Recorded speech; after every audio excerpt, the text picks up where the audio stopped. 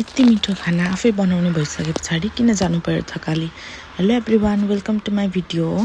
आज चाहिँ म सिम्पल तर एकदमै डेलिसियस खाना बनाउँदैछु।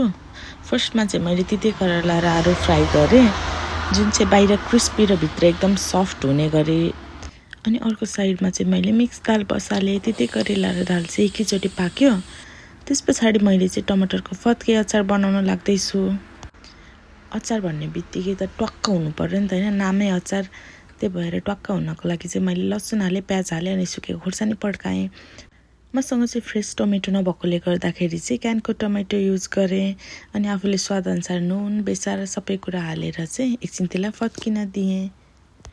अनि माथिबाट हल्का छोप हालेर धनियाँ हालेर चाहिँ त्यसलाई एकैछिन चलाइदिएँ।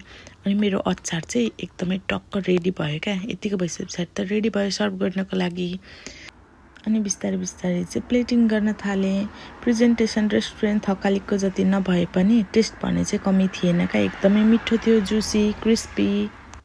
सो यतिको मिठो फ्रेस अनि हाइजेनिक खाना आफैले बनाउने भइसके पछाडि चाहिँ किन जानु पर्यो थकाली, होइन त।